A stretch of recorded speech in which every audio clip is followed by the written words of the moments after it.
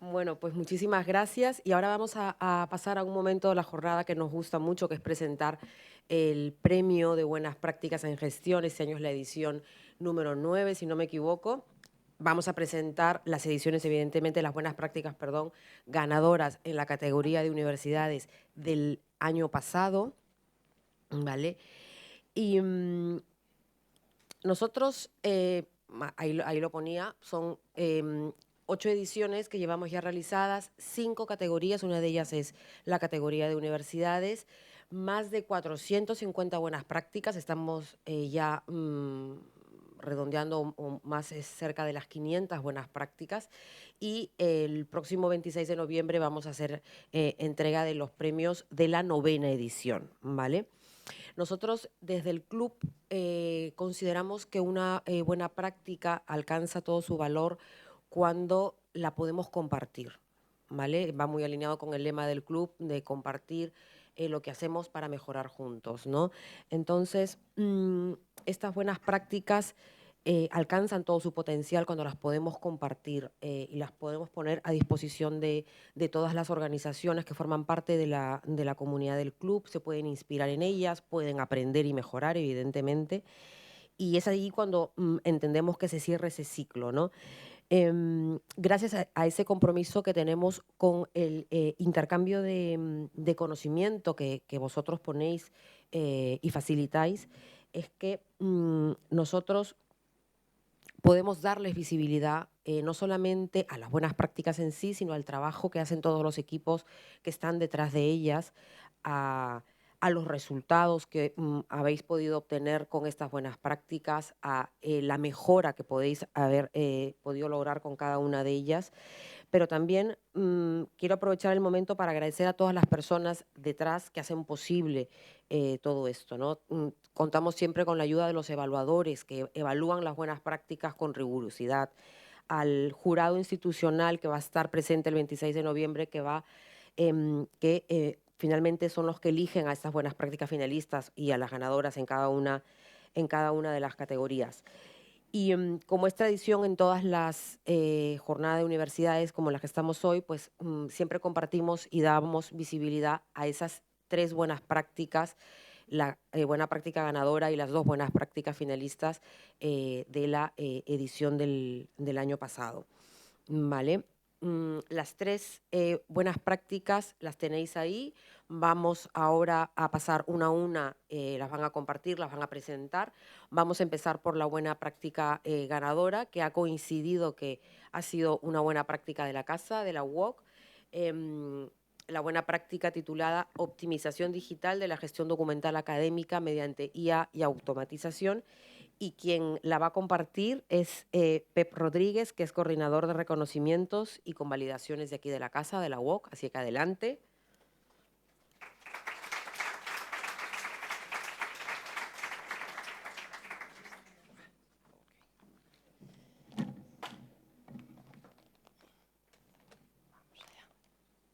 Vale. Pues buenos días a todas y todos. Lo primero, nada, decir que estoy súper contento de poder estar aquí presentando esta buena práctica que pusimos en marcha hace un tiempo atrás con un piloto que luego pues hemos tenido la suerte con los resultados que obtuvimos de poderlo desarrollar y escalarlo a otro tipo de documentación. El título es muy poco atractivo, es muy poco marketingiano, pero dice lo que es, la optimización de la gestión documental académica de los estudiantes, que como sabéis, pues en una universidad es de un volumen ingente. Esta buena práctica, pues como cualquier buena práctica, pues nace en un entorno con bastante recorrido de mejora y de transformación. En nuestro caso, pues estábamos trabajando en un entorno muy manual, en un silo manual, con documentación en papel, con sellos, con documentación notariada y demás, como la mayoría de todas las instituciones. La documentación digital prácticamente se emitía a duras penas siendo PDFs sin ningún tipo de validación electrónica, de soporte que pudiera verificar que aquel documento era auténtico. Y en ese marco empezamos a trabajar con la idea de recoger o de empezar a abrir camino para recoger la documentación en soporte electrónico y facilitar al estudiante la entrega de esta documentación. Obviamente no solo dependía de nosotros, porque era un momento en el que ni las instituciones, otras instituciones académicas, la propia administración pública, además, pues no estaba todavía muy por la labor, pero llegó la COVID y ahí hubo un cambio radical, hubo que ponerse las pilas todo el mundo y ese punto de inflexión fue el que nos vino de maravilla para también reconceptualizar y darnos un empujón a lo que queríamos, a lo que teníamos en mente para hacer. Estábamos trabajando con tiempos muy largos de gestión por la gran manualidad que implicaba manejar todos estos papeles, identificar de qué estudiantes son, qué tipología documental era, si era auténtico, si no era auténtico, por los sellos que llevaba y demás. Estaba, bueno, pues muy, muy expuesto a errores de identificación en la grabación, en la identificación de la tipología, duplicidades, incluso posibles pérdidas o traspapelados de esta documentación, que también pasaba inicialmente con la documentación electrónica que empezamos a recoger en formularios sencillos. Y de ahí luego el salto a la mejora que hicimos. Y evidentemente en el centro de todo esto también había un componente que nos preocupaba mucho, que era el estudiante, que siempre está en el centro de nuestro trabajo, y era pues que bueno, había un elemento de falta de feedback, muchos días de tiempo necesario para que llegara a conocer si su documentación era válida o no válida, si le daba el acceso o no, si le permitía aplicar un descuento o no le permitía aplicar un descuento en sus trámites.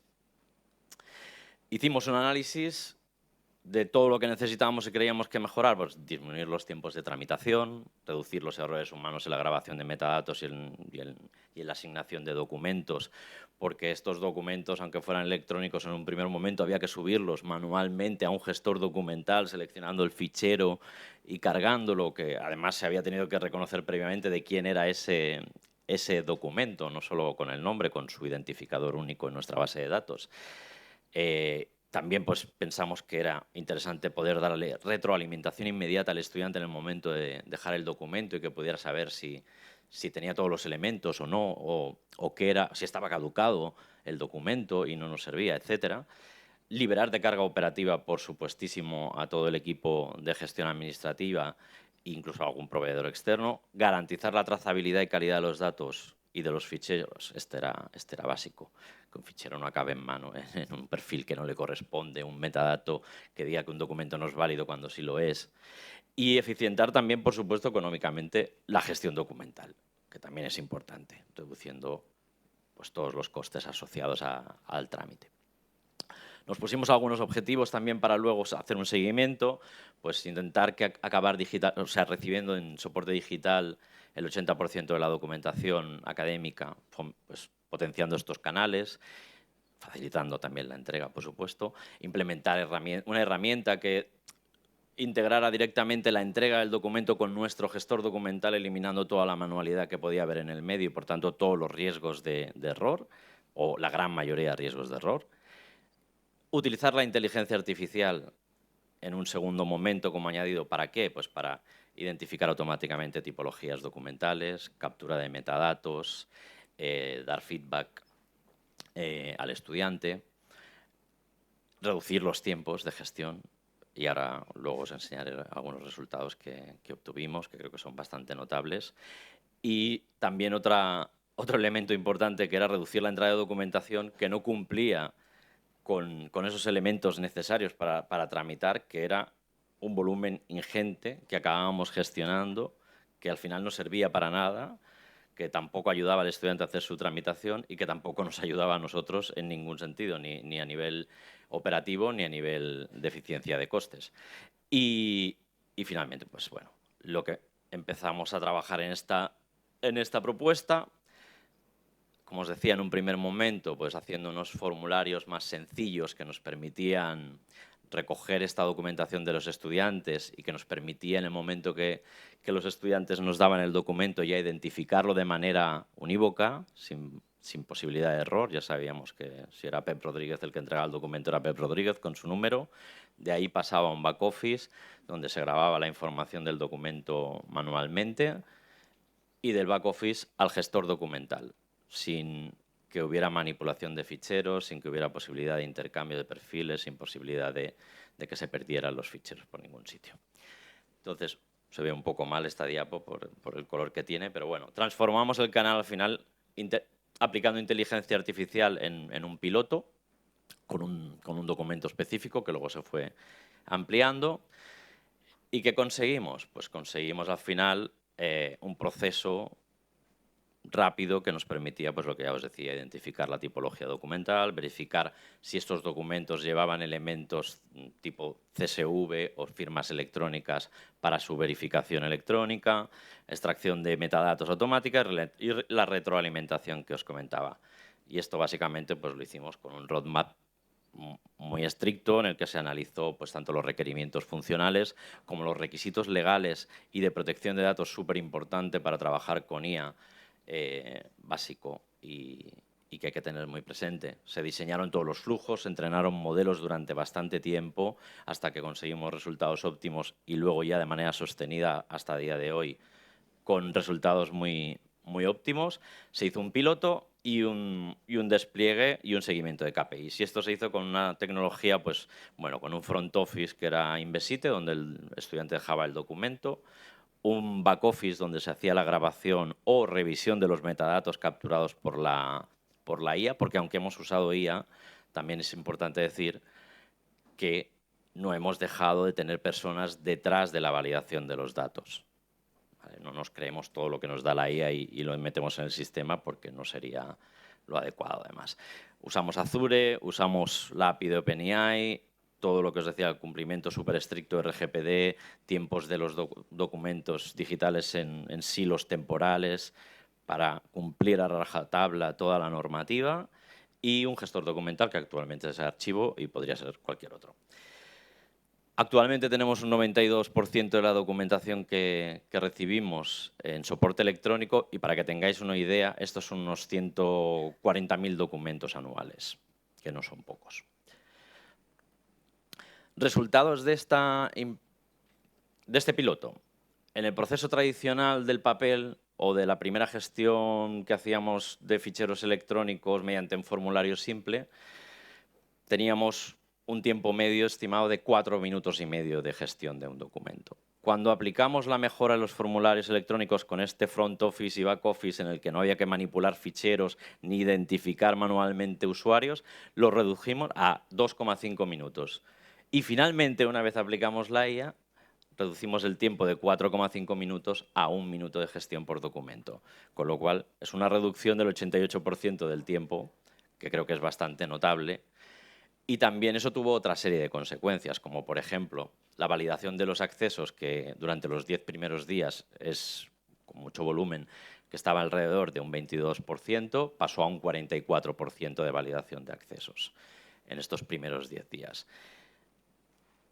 Más cosas, la reducción de errores de grabación, los redujimos en un 98%, que eso es ya, pues creo que bastante notable también y bueno, siempre lo que os decía, sin perder la validación humana, ¿eh? Y luego los documentos descartados, que eran estos documentos que os comentaba, que recibíamos sin ningún tipo de uso, lo redujimos también de un 20,46 a un 0,41, es decir, un 20%. Y estamos hablando de unos 20.000 documentos. Bien, bien. Tuvo, obviamente, pues un impacto económico que se estimó en unos 40.000 euros de ahorro, eliminación de residuos operativos en unos 20.000 documentos, mejora en la eficiencia de un 23% de los equipos administrativos. Como decía el compañero, creo que es Gonzalo, no sé si me equivoco de nombre, pero antes hablaba sobre la IA y sobre la pérdida de puestos de trabajo y demás, que no. Y evidentemente este es uno de los casos en los que hemos aplicado IA y no ha habido una reducción de puestos de trabajo. Las personas han seguido en el mismo sitio trabajando, pero los tiempos que se han ahorrado en este proceso lo han utilizado para hacer otros, que todavía son manuales. Y simplemente, aunque aquí pone lecciones clave, más que lecciones son recordatorios que surgieron de hacer este proyecto, como de todos otros, y que a veces perdemos un poco de vista porque lo llevamos en el ADN o en el piloto automático, pero que es que la tecnología solo funciona si los procesos, pues bueno, se acompañan con las personas, si están alineados. la importancia basiquísima de establecer KPIs en cualquier proyecto en un momento cero para luego poder hacer el seguimiento, no solo del ROI, sino también del cumplimiento de las expectativas que uno pueda tener con los proyectos. La flexibilidad que la realidad del día a día a veces nos da, ¿no? Con las planificaciones de proyectos que nos marcamos tan estrictas y luego hay que modificarlas, hay que gestionar el cambio y hay que adaptarse. Pero hay que recordarlo, que a veces se nos olvida que tenemos que tener un poco de cintura y adaptarnos al entorno.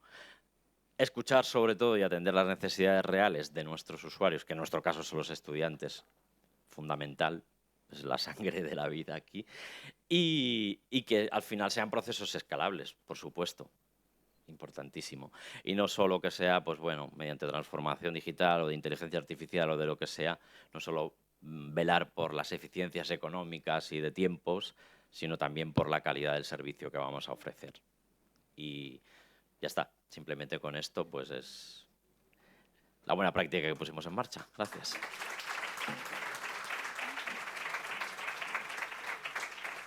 Muchísimas gracias, Pep. Muchas gracias.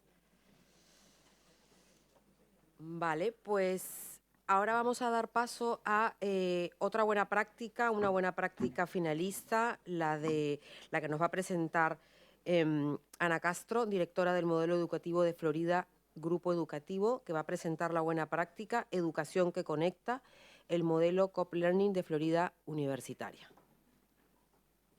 Adelante, Ana.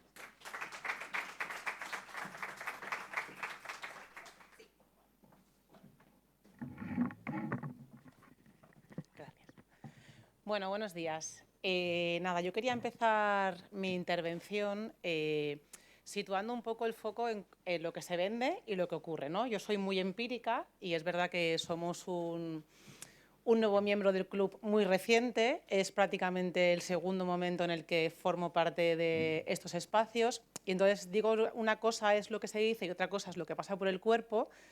Y entonces a mí lo que me gusta son los escenarios en los que uno tiene toda su macrored de neuronas, ¿no?, ocupado en aquello que hace. Cada uno de nosotros estamos viendo que en un punto y de repente tú vienes una mañana a pasar, ¿no?, a escuchar a los compañeros y puede pasar que te vayas como has venido o puede ocurrir que tus teclas de piano empiecen a saltar en diferentes campos y yo de aquí a Valencia en el tren voy a ir, hostia, tengo que decirle que me digan cómo acceder a no sé dónde, ha dicho no sé quién qué, ¿no? ¿Por qué? Porque empíricamente ha activado teclas en mi cerebro que hacen que esta sesión sea un aprendizaje significativo para mí. Entonces yo quería dar la enhorabuena al club porque me estoy iniciando en estas prácticas y bueno, son significativas, entonces me parecía importante decirlo.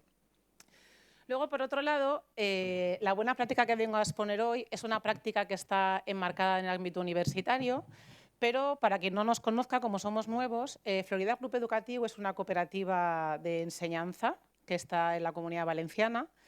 Digo lo de la cooperativa porque es muy importante, porque piedra que ponemos, piedra que pagamos. Esto funciona así.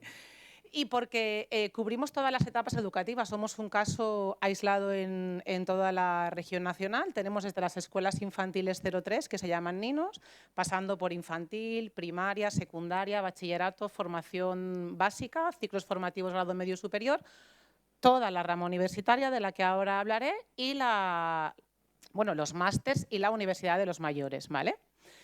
Dentro de estudios superiores, pues tenemos 5 áreas de conocimiento diferentes y no solo tenemos la modalidad de que cubrimos todas las etapas y además de que somos una cooperativa, sino que encima somos adscritos a la Universidad de Valencia y a la Universidad Politécnica de Valencia. Eso quiere decir que los planes de estudio no son nuestros. Nosotros somos como un pseudocampus donde ofertamos sus títulos. Digo, esto es muy importante porque ahora cuando hable de la parte de la buena práctica, ¿no?, del modelo educativo, el modelo educativo no lo diseñamos nosotros, pero desde un plan de estudios que viene hecho por las universidades públicas de la ciudad de Valencia, ¿vale? Entonces, otro punto importante es, está aquí, en la anterior, ¿no? No, está aquí. El COP Learning, ¿no? COP Learning es la palabra marketingiana que me dicen los del departamento de marketing que se le ha puesto para hablar del modelo educativo. Está compuesta por 2 palabras que son como muy intuitivas y muy predictivas, pero que tienen mucho contenido dentro, ¿no? Y eso es la parte que yo vengo a exponer hoy. Bueno, cuando yo llego a la dirección pedagógica de Florida y me encuentro con la palabra ya viene definida, ¿vale? Yo sí que sé que en Florida ha habido una experiencia y ha habido como una cultura que no está escrita en ningún sitio por los docentes, donde todo el mundo sabe que en Florida se hacen las cosas de otra manera. Esa otra manera nadie define lo que es, no hay una rúbrica, no hay una matriz, no hay un flujo de datos. Es una corriente, un ADN que existe entre el profesorado, pero que no está definida. Yo llegué allí, a mí me lo contó mi compañera del despacho, que se lo había contado no sé quién, que venía un coordinador que te lo contaba, pero esto funcionaba así. Había otra cosa que también estaba, que era que todo el mundo tenía claro que lo que ocurría en esas aulas tenía que ser y tenía que tener un impacto significativo en lo local, ¿no? Esto para la cooperativa es muy importante. Un impacto en lo local. Hemos vivido la DANA, ¿no? Y ahí ha sido como, no lo he podido contar en la experiencia, pero la DANA ha sido para nosotros un caso de éxito total porque fuimos centro afectado y tuvimos un impacto de recuperación muy positivo en el entorno más cercano, ¿vale? Entonces, ¿en qué consiste el co-learning? Co-learning parte de 3 retos, ¿no? La primera, la desconexión entre el entorno, ya lo hemos estado viendo, el entorno académico y el entorno profesional. Ahí ha habido que hacer un match porque queremos un impacto real y local en aquello que hacemos. Luego está la interdisciplinariedad, que para nosotros es fundamental. Para que os hagáis una idea, nosotros en todos los títulos universitarios, el 25% de las competencias que vienen en los planes de estudios están destinados a desarrollar un reto o un proyecto por curso, que eso tiene que poner a todo el alumnado en relación a trabajar. Es decir, tengo que poner, en vez de poner el conocimiento al servicio del alumno, hago un examen, ya tengo el conocimiento, lo que hago es poner el conocimiento al servicio del proyecto. ¿Para qué me sirve esto que estoy aprendiendo? ¿Vale? Y luego es verdad que este tipo de planteamiento no terminaba de encajar con algunas realidades que lo que hacían era pues, lo que llaman los alumnos el profe power, que esto también es muy intuitivo, ¿no? Un profe que llega y luego vemos con qué instrumentos te lo voy a evaluar, que en unas veces me ha gustado algo que ha dicho alguien en algún momento, no recuerdo, ¿no? Que era como, creo que ha sido Ana, ha dicho que habían como instrumentos de evaluación que eran muy intuitivos, ¿no? De que tenían un plagio en la IA muy rápido y nosotros no somos policías. Nosotros lo que queremos es tener buenos profesionales para que tengan ese impacto en lo local que decimos. ¿Qué hemos hecho?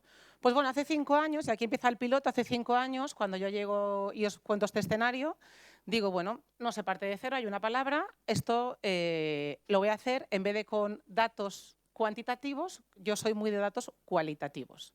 ¿Y qué hice? Pues me entrevisté en una entrevista semiestructurada, quiero decir, habían bloques de contenidos, con todo el profesorado de Florida Universitaria. Eran preguntas muy básicas, no era tipo examen, era cuéntame tu experiencia, cuéntame qué haces, cómo te lo planteas, cómo lo planificas, con quién te coordinas, cuéntame cómo es el día a día en tu aula y cómo lo evalúas y qué tipo de evaluaciones tienes y en qué tipo de proyectos participas y qué crees que... Y entonces el profesorado te contaba como en un café, pues mira, esto hago esto, me planifico lo otro, creo que esto no me funciona, pero te iban dando. Esas entrevistas yo luego las iba transcribiendo.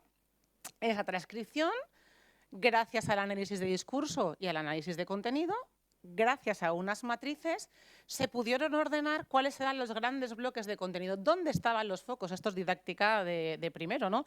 ¿Qué tipo de visión tengo sobre el conocimiento? ¿Cómo interpreto el currículum? ¿Cuál es tu rol como docente? ¿Cuál es el rol que tú quieres que tenga el alumnado? ¿Qué tipo de metodologías utilizas? ¿Cuál es tu visión sobre cuál es el papel que tienen que tener los instrumentos de aprendizaje? ¿Qué tipo de relación queremos entre las personas que hay en la organización? ¿Qué tipo de relación tienes con tus compañeros? ¿Qué tipo de relación tienen los alumnos? ¿Qué tipo de relación hay entre los docentes y los alumnos? ¿Qué tipo de relación hay con las instituciones? Porque somos, no olvidemos, un centro adscrito que está enmarcado en lo local. A partir de todas estas premisas salió una cuestión que ha ido saliendo a lo largo de la mañana en diferentes momentos, ¿no? Que es lo del tema de las competencias transversales. Había un bloque de situaciones, de experiencias que se narraban y se contaban en las entrevistas que no correspondían a ninguna matriz. Que yo hable de trabajo en equipo, que yo hable de creatividad, que yo hable de una buena exposición oral, que yo hable de tener una buena expresión escrita, que yo hable de saber trabajar en equipo, que yo sepa que mi pensamiento, crece con el tuyo dialógicamente y que no lo que yo pienso es lo mejor, sino que lo que pensamos entre los dos es lo que hace que nuestro proyecto salga adelante. Todas estas cosas el currículum oficial no las recogía, pero sí que las hacíamos. ¿Qué ocurrió? Como pone ahí, nos fuimos a la empresa. ¿Qué ocurría en la empresa? Que la empresa nos decía, es que nos encantan, hablo de empresas, hablo desde educación, hablo ingenierías, hablo empresas de logística, hablo empresas que están destinadas a ADE, hablo de TICs y videojuegos, que son nuestras áreas de conocimiento. Había una cosa que estaba ahí en común, ¿no? ¿Qué era la cosa en común? Todo el mundo decía, no todo el mundo, que esto sería generalizar, y hemos dicho que generalizar era fácil antes. Mucha gente decía, ¿cómo se nota que vienen de Florida? Pero nadie te decía la coletilla. Y que se nota que vienen de Florida. Pero se nota porque son puntuales, porque se implican, porque tienen mucha iniciativa. Eran cosas que no estaban en el currículum. Entonces tuvimos que decir, bueno, todo este contenido que sale de las entrevistas, todo este contenido que sale de las empresas, hay que organizarlo para crear un sistema, gracias a esta investigación-acción que estamos haciendo, que ponga en relieve y que diga lo que somos. Y ahí es donde viene el diseño del modelo educativo, que ya os he contado algunas pinceladas, no me voy a extender mucho porque si no, no llegaríamos, ¿vale? ¿Cómo se implementa el modelo? El modelo se implementa poniendo el foco, y es algo que ha salido aquí también a pinceladas, pero yo quiero poner el foco porque es la pieza angular, que sin esta pieza angular no funcionaría el modelo educativo, y es el profesorado. El profesorado y el bienestar del profesorado, y el saber interpretar que el profesorado son personas que no todos los años estamos al mismo nivel de rendimiento intelectual, emocional, físico, pero que gracias a que trabajamos cooperativamente unos con otros, yo puedo ir sosteniéndome en el sistema para ofrecer a nuestro alumnado una experiencia significativa como la que yo estoy teniendo hoy, ¿vale? A partir de ahí, ¿qué ocurre? Pues que existe toda una transformación organizativa, porque esto ha tenido que ponerse en juego no solo desde el modelo educativo. ¿Por qué? Porque tener en cuenta que esto implica áreas como, por ejemplo, con la de organización académica. Si yo quiero poner al alumnado a trabajar por proyectos o por retos, y eso implica, porque se ha hablado solo de la interdisciplinariedad que existía antes, pero hemos evolucionado el proyecto, que esto no está en la buena práctica, pero os lo cuento, y hemos visto que existen prácticas transdisciplinares, es decir, personas que desde diferentes áreas de conocimiento, desde diferentes titulaciones universitarias, juntan en equipos multidisciplinares, que es lo que te vas a encontrar en la vida real, lo hablábamos ahí fuera en el café, para poder llevar a cabo el reto. Por ejemplo, un juego educativo, que desde el área de educación dicen queremos hacer un juego para trabajar la lectoescritura, y los ingenieros dicen, ¡buah! Pues yo ese juego lo haría con una mecánica, una electrónica y le metería no sé cuántos y añadiría no sé menos. Y los de ADE dicen, ostras, pues nosotros hacemos un estudio de mercado. Si yo quiero que esto ocurra, yo necesito que desde Organización y Dirección Académica estas 3 clases, estos 3 grupos de 50 alumnos cada uno, tengan un tiempo y un espacio a la semana para poderse juntar. Nosotros trabajamos poco online, trabajamos mucho en presencial, y luego sí que es verdad que tenemos una plataforma porque entendemos que hay mucho trabajo detrás de las horas que sabéis que los títulos dicen que son de manera presencial. Entonces permitimos que ese trabajo también pueda ser asíncrono.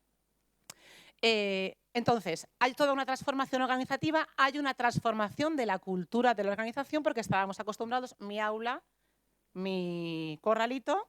La organización académica hace horarios solamente atendiendo a criterios que tenían que ver con yo no puedo a las 8 porque dejo a mis hijos en no sé dónde. Los criterios ya son pedagógicos y entonces ha habido toda una transformación muy profunda. Hemos implementado un montón de metodologías que en esas entrevistas el profesorado iba diciendo que iban haciendo, que no nos hemos inventado nada, ni obligamos a nadie a hacer nada, simplemente salen, y hay una parte de un compromiso social. Este compromiso social, que es toda esta parte de esas cosas que yo os estaba contando, que la empresa decía que hay, que las hemos organizado en un certificado de competencias transversales, ¿vale? No me voy a extender, hay otra parte aquí, pero os voy a contar el impacto. Cuando ya hemos hecho, digamos, el COP Learning, lo que hace es tener claro que hacemos ciclos de 5 años. Hay ciclos quinquenales, ¿por qué? Porque permite dar a la organización la estabilidad necesaria para que todas aquellas acciones de innovación que se han puesto en marcha se puedan poner en marcha y se puedan evaluar, y de estabilidad. y cada 5 años, porque eso nos permite mirar qué hay en exterior y ver cuáles son las transformaciones que hay a nivel digital, a nivel social, a nivel político, a nivel geográfico, que hacen que tengamos que ir revisando cada 5 años qué cuestiones vamos cambiando. Todo esto, ahora este año ha sido el 6º año en estudios superiores que estamos llevando el modelo educativo a cabo. Y es el primer año que yo ya me he dedicado, por eso ponía grupo educativo o estudios superiores, vamos a implementar el modelo en todas las etapas de Florida Grupo Educativo. Pero sí que hemos hecho una evaluación de qué ha pasado con la implementación de este modelo en estos 5 años. Hemos evaluado al alumnado, hemos evaluado al profesorado, hemos evaluado a las empresas y hemos hecho un focus group con políticos. Me interesaba mucho esta parte porque al final parece que los políticos siempre son los grandes olvidados en esta tarea de la educación, ¿no? Ellos hacen un Real Decreto, en primer nivel de concreción curricular, llega al segundo nivel curricular la comunidad autónoma, otros políticos, y ya luego los que estamos en los centros vemos a ver cómo gestionamos esa información que nos han dado. Me interesaba mucho saber su opinión sobre cuáles eran aquellas cosas que creen que son importantes, porque quizás lo que es importante para nosotros no lo es para ellos, y como ellos luego son los que mandan a las agencias evaluadoras a decir cuáles son los criterios con los que nos tienen que evaluar externamente, me interesaba mucho saber cuál era su visión. ¿Qué ocurre en esta visión? Pues lo que ocurre es que hacemos un focus group con directores y directoras de recursos humanos de centros educativos universitarios y no universitarios, y se convocó a 2 personas de cada partido político, de todos los colores, a hacer un focus group, simplemente sin hablar de esa parte que pone ahí de competencias transversales de la que llevamos hablando toda la mañana. Me interesaba saber, bueno, a ver, vosotros, tanto los políticos a la hora de plantear propuestas y plantear programas electorales que están relacionados con educación, y los directores de recursos humanos como personas que dicen, ante 2 currículums iguales, ¿por qué me decanto por una persona y por la otra no? ¿Qué he visto ahí? ¿Qué hay? ¿Qué es ese taraná que tú ves que yo quiero que me lo expliques para yo poderlo teorizar? Pues gracias a esa conversación, sobre la que se hizo un decálogo y se publicó en prensa, Florida certifica a sus alumnos ese desarrollo de competencias transversales para que la empresa le sirva como un certificado. No todo el alumno, un alumno puede acabar el título oficial, puede acabar ingeniería, pero no tiene por qué tener el certificado de competencia transversal. La competencia transversal se mide en el desarrollo curricular de la asignatura. Puede ser que yo no sepa trabajar en grupo, pero sí que haya adquirido la competencia específica del título. ¿Entendéis? Quiero decir que son 2 cosas diferentes. Por tanto, hay que decir a la empresa, ojo, mirar, este alumno, esta alumna ha adquirido estas competencias transversales porque la hemos medido en estas asignaturas gracias a estos instrumentos y este es el resultado al acabar la titulación, ¿vale? No me quiero extender mucho más. En el año 2023, como reconocimiento del proyecto, me dieron un premio a la excelencia educativa en Madrid y luego, bueno, el año pasado quedamos finalistas de las prácticas. No sé dónde, aquí. A nivel general, para acabar, es verdad que hay 3 pilares que sustentan el modelo. Un pilar muy importante es la evaluación permanente. Los focus groups y las entrevistas individuales se hicieron el primer año, pero este año se han vuelto a repetir con el profesorado que viene de, me sale de bienvenida. A este profesorado se le entrevista como a la gente que se entrevista hace 5 años. Con la gente que lleva más tiempo con nosotros se hacen focus group por titulaciones y por proyectos para ver dónde están las mejoras, para ir viendo pistas, dónde está la mejora, dónde quiere la formación, cuál es la necesidad para poder hacer avanzar el modelo. El proceso es siempre cíclico, me recuerda mucho a cuando ahora estoy en el proceso de la evaluación del EFQM, es muy cíclico, va evaluando criterios, esos criterios lo que te van dando es pistas de hacia dónde va evolucionando el modelo y esa evaluación se hace anualmente. Y luego es verdad que el modelo en sí mismo es muy innovador y sobre todo lo que yo destacaría es que es muy significativo. El alumnado cuando acaba, el nivel de satisfacción es lo habéis visto antes, ¿no? Del 93% creo que era, o no me acuerdo. Es muy alto y entonces en toda la documentación que pedimos en esta ya base de datos que os ha gustado más en esta parte de la gestión de la jornada sobre los datos cuantitativos, cuando preguntamos al alumnado por qué viene a Florida, más allá de que hacemos campañas publicitarias, obvio, siempre viene porque me lo ha recomendado un vecino, un primo, un amigo, ¿no? Y ese para nosotros es el verdadero valor del modelo. Así que nada, solo decirles que es una propuesta transferible, que hemos hecho un registro de marca y un registro de propiedad intelectual, y que es transferible a cualquier organización, escuela, situación, porque lo que hace es evaluar el contexto y dar respuesta a esa realidad concreta. No es un modelo que viene y dice voy a llegar aquí y yo digo qué es lo que hay que hacer y cómo hay que hacerlo, sino que parte de la realidad de cada situación educativa para dar respuesta a ella misma. Así que nada, encantada de iniciar con vosotros este camino y hasta aquí.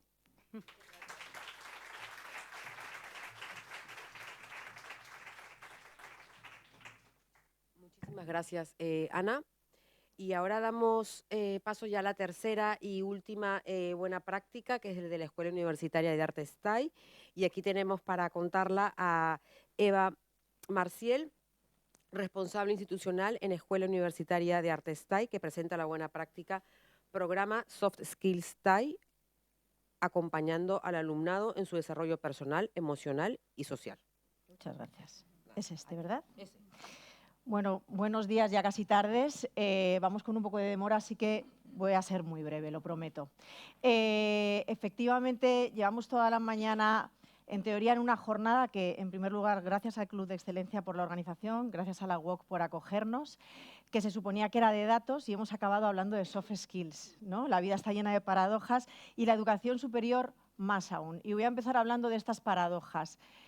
Nos está llegando el alumnado con mejor preparación tecnológica de la historia y al mismo tiempo también son los jóvenes con más desafíos emocionales. Esto es una realidad. Nosotros somos una universidad un poco atípica, somos una universidad de artes.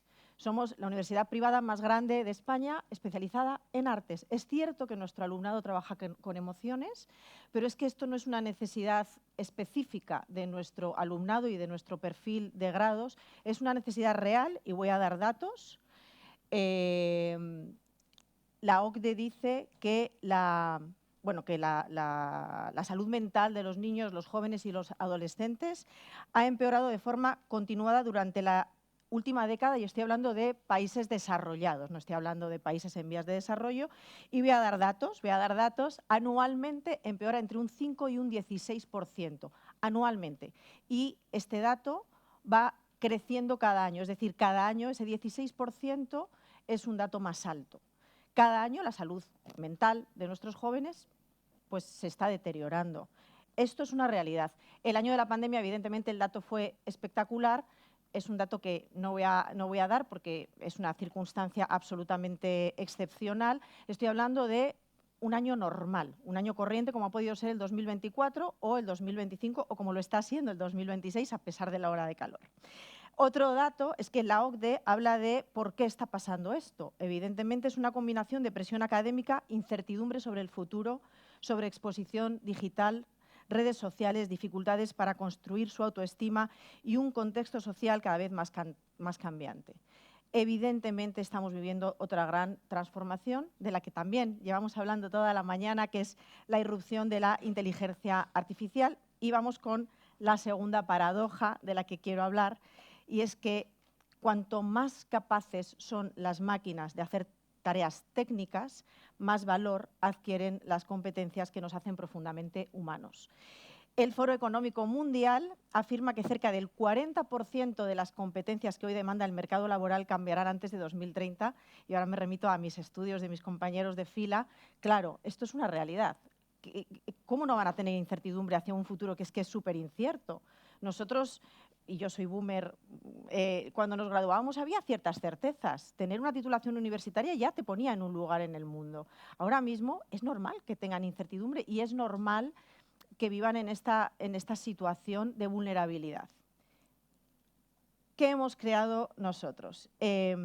Pues nos hemos dado cuenta de que evidentemente las competencias tecnológicas van a ser necesarias, lo hemos visto en datos hoy, en gráficos, pero también van a ser muy necesarias cosas de las que venimos hablando toda la mañana, que son el pensamiento crítico, la creatividad, la resiliencia, la capacidad de aprender, la capacidad de atención. He participado en un estudio del ESIC, os sorprenderían mucho los datos, luego los compartimos si queréis, de cómo está reduciéndose la capacidad de atención en los consumidores de TikTok. consumiéndose hasta el punto de que es una décima parte de la que podemos tener todos los, bueno, la mayoría de los que estamos hoy aquí sentados, digamos, nacidos entre los 70 y los 80. Habrá otros más jóvenes, ya tenéis menos capacidad de atención. Claro, esto es así. Así que todo en orden. Nosotros queríamos poner el foco en aquello que la inteligencia artificial no puede sustituir. Por supuesto que hemos incorporado la IA a nuestros programas académicos, más como un copilot, como un copiloto, que como una sustitución, sobre todo de las artes. Las artes son el alma, no se pueden reemplazar. Pero, evidentemente, la IA no puede reemplazar la empatía, ni la confianza, ni liderar un equipo humano, y esperemos que nunca reemplace acompañar a una persona en un momento difícil, porque sería muy peligroso. ¿Cuál es nuestro reto? Pues nuestro reto, nosotros ya llevamos como unos 10 años implementando las soft skills dentro de las asignaturas. Es decir, cuando hacíamos un diseño de una materia, veíamos cómo, bueno, pues en esta materia vamos a hacer que hagan pitches y que trabajen la oratoria, ¿no? Algo que creo que a todos os resuena porque lo hacemos todos en todos los programas educativos. ¿Dónde está ese matiz? Que ninguno hemos descubierto aquí la pólvora. Lo que realmente nos hace ser una buena práctica a todos los que estamos aquí son esos matices diferenciales que implementamos y que decimos vamos a dar un paso más y vamos a probar esto y vamos a arriesgarnos a ver qué pasa. Y el reto para nosotros era enseñarles aquello en lo que nunca van a tener que competir con una máquina, porque eso es uno de los retos educativos del siglo XXI. A que aprendan a utilizar bien las máquinas y que aprendan aquello con lo que no pueden competir con las máquinas, porque las máquinas van a esta velocidad. Entonces creamos un programa, llevábamos como unos 6, 7 años buscando cómo implementarlo en las asignaturas e implementándolo, y de repente a mí se me ocurrió hacer un test un año y hacerlo como materia propia, soft skills, y hacerlo como materia optativa. Evidentemente, tampoco he inventado la pólvora, me fui a Harvard, vi que era una materia optativa, miramos hacia afuera también todos, aquí estamos haciendo algo que es esto, mirar hacia afuera y aprender unos de otros, y entonces empecé a investigar Harvard, Oxford, Stanford, MIT, bueno, universidades que son referentes para todos, y vi que evidentemente todas tenían soft skills como materia. La mayoría como materia optativa, tengo que decir. Y entonces lo hicimos ese año como materia optativa. ¿Qué pasó? Que los alumnos que venían a soft skills eran los que menos lo necesitaban. Esto es así, lo ha dicho Carlos al principio cuando hablaba del ejemplo de George University. Y esto es así, venían alumnos que es que ya tenían muy buenas soft skills, y los que realmente tenían grandes necesidades o tenían una situación más vulnerable no venían a la asignatura porque no se sentían, bueno, pues porque les parecía una zona de fuera de confort, algo que evidentemente entendíamos. ¿Qué hicimos al año siguiente? Hacerla materia obligatoria curricular. Soft Skills en TAI es curricular, es obligatorio y cada año tiene más horas de dedicación docente. Y esta es nuestra buena práctica. Esta es la buena práctica, que es obligatorio curricular en todos los grados, en todas las titulaciones. Evidentemente se adapta al perfil del alumnado. Las necesidades que tiene un alumno que estudia música no son las mismas que tiene un alumno que estudia Bellas Artes. Entonces, los 2 primeros años son comunes y a partir del tercer año son específicas, adaptadas a las necesidades tanto del mercado como del perfil del alumnado. Pero no solamente son grupales, también se hace un estudio a final del primer y el segundo año y se adaptan a cada grupo, porque no todos los grupos son iguales. Hay grupos que tienen unas dinámicas diferentes a otros grupos. No os estoy diciendo nada que no sepamos los que estamos en las aulas, porque yo también tengo la suerte de estar en el aula. Bueno, ahora, 3 años después de que sea algo curricular obligatorio, todavía no hemos terminado. Estamos en el tercer año curricular obligatorio. El año que viene se graduarán nuestros primeros alumnos que han tenido soft skills obligatoria curricular, y no me gusta utilizar la palabra obligatoria, pero es que lo es, porque está en su currículum y si no, no sacan los ETCs para graduarse. El año que viene, bueno, pues se graduará la primera promoción. El primer bloque, pues básicamente conocerse. Dedicamos muchas horas a mirar hacia afuera y muy pocas en mirar hacia adentro. Se conocen poco, se cuestionan poco. Están muy acostumbrados a conectar con lo de fuera, con con las pantallas, básicamente. Ven el mundo hacia afuera y viven en una continua comparación con eso que ven en pantallas. Esto es un problema grave porque siempre salen perdiendo en esa comparación. Y entonces su autoestima es baja. Estoy hablando muy en genérico. Evidentemente hay casuística. Pero, bueno, pues en primer año, autoconocimiento, fundamental. Que no echen balones fuera, que no responsabilicen al universo de su vida, que tomen las riendas de su vida. Construcción de identidad, tener objetivos claros, gestión del tiempo, la procrastinación, gestión de pantallas y, sí, habilidades comunicativas y relaciones personales. Hemos generado dinámicas propias que hemos creado. Nuestros docentes que dan soft skills no solamente son docentes, son coaches formados, titulados y con experiencia en trabajo con jóvenes. Esto nos ha costado un poco crear este claustro, pero se puede, sí se puede. No quiero decir que un docente no pueda tener esas herramientas, pero nosotros damos un paso más y queremos personas certificadas también con un máster o, bueno, en fin. Algunas dinámicas así rápido. The Dream, la dinámica del sueño. Tienen que conectar sus sueños con acciones, tienen que asumir commitments, compromisos reales que generen cambios reales en su día a día. Esto no es Mr. Wonderful, hoy va a ser un gran día, bebo en esta taza por la mañana. No, es que es verdad, o sea, que las palabras son muy bonitas, pero se las lleva el viento y nosotros les obligamos a tener compromisos con dinámicas. Tienen un buddy, entonces el buddy les hace el seguimiento, ¿no? Como en las sesiones de Alcohólicos Anónimos, que tienes un buddy. Y tienen un buddy y el buddy les aprieta y ellos tienen su otro buddy que también les aprieta y que también es su persona de escucha. Yo buceo, sé lo que es tener un buddy, que es una persona de confianza que si me falta el aire me va a dejar su respirador. Pues eso es el buddy. Y lo tienen durante cada año. Y si no estoy cómodo con mi buddy, cambio de buddy. Pero necesito una persona que me sostenga porque yo solo a veces no tengo la capacidad de tener la disciplina. Entonces, bueno, pues generamos estas dinámicas para que tengan la disciplina y generen esos cambios.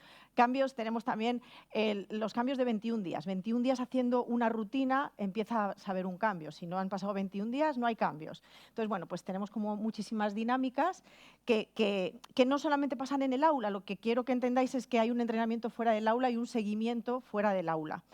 El camino de baldosas amarillas es otra dinámica preciosa vinculada al Mago de Oz, también creada por nosotros, en el que, bueno, pues tienen que entender qué camino quieren recorrer, dónde quieren llegar.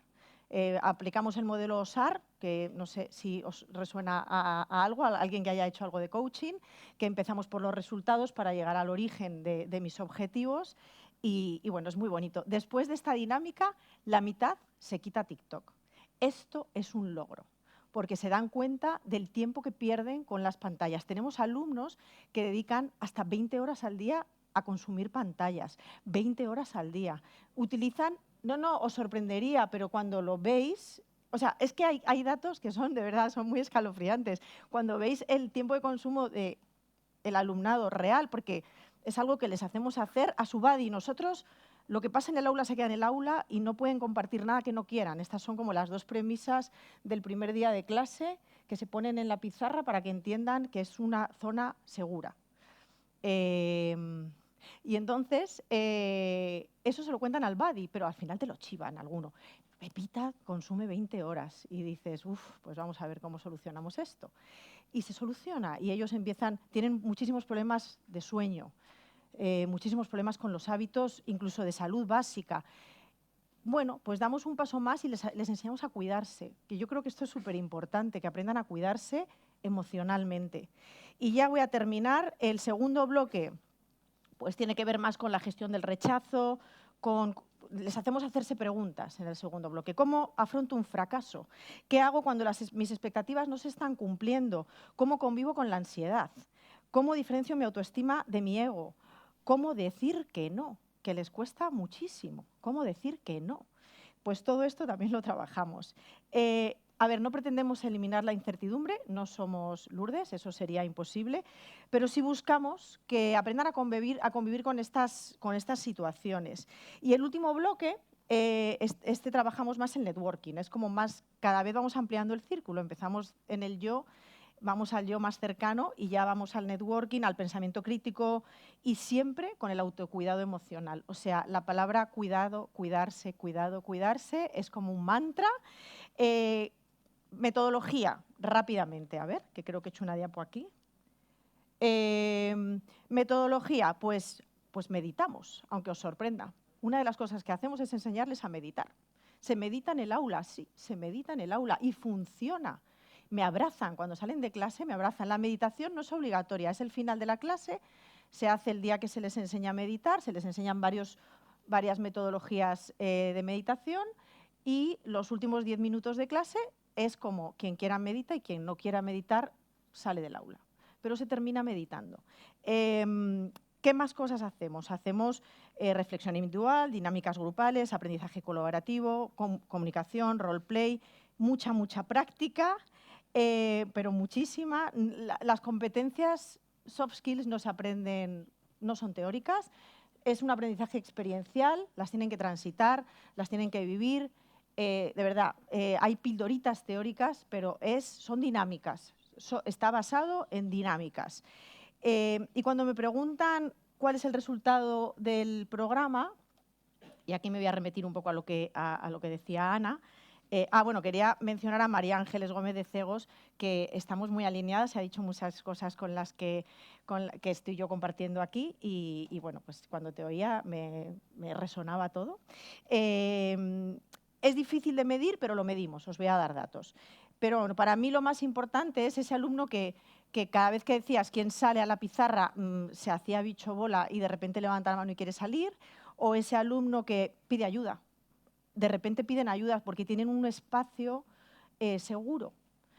O aunque tengamos todos departamento de atención al alumno y demás, les cuesta mucho ir.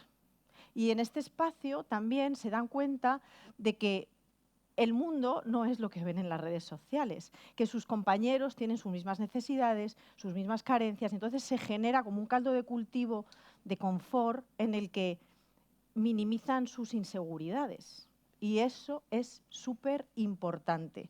Pero bueno, para mí sobre todo es eso, es ver esos pequeños cambios que ves, porque cuando un docente coach agarra un grupo, lo agarra hasta el final, porque se genera también un vínculo que hay que seguir manteniendo de un año a otro. Todo esto es súper complejo, generar el claustro, que tengan la dedicación horaria de un año a otro. Bueno, pues lo estamos haciendo con todo el esfuerzo que ya sabéis que supone todo esto de programar y demás.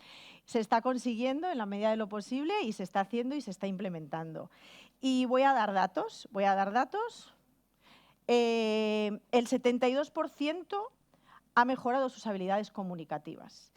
El 48% manifiesta claramente mejorar su bienestar emocional. Se han reducido las incidencias reportadas al Departamento de Atención al Alumno en un 56% y se ha reducido significativamente el dropout. El dropout es algo que nos preocupa, a las universidades se ha reducido. Y han mejorado mucho, y me gusta también retomar este dato porque también lo ha comentado Carlos, los alumnos que finalizan sus estudios. En grado estamos en un 74% y en máster en un 86%. Son muy buenas cifras. Por supuesto, el nivel de satisfacción con el programa está muy por encima del 90%. Está cerca del 96-97%, que también es muy buen dato. No hemos añadido una asignatura, hemos cambiado nuestra forma de entender la formación universitaria. Nuestro objetivo no solamente es formar excelentes profesionales, queremos personas capaces de sostener una carrera a lo largo de su vida. Y me gustaría terminar con una idea, y lo estoy pasando ya todo muy rápido, que resume por qué creemos que esta es una buena práctica, y es que evidentemente les enseñamos a diseñar, a crear, a interpretar, a un montón de cosas, pero sobre todo con este programa nuestro alumnado recuerda que la obra más importante que van a crear el resto de su vida es la persona en la que se van a convertir. Así que añado, final de todo, muchas gracias.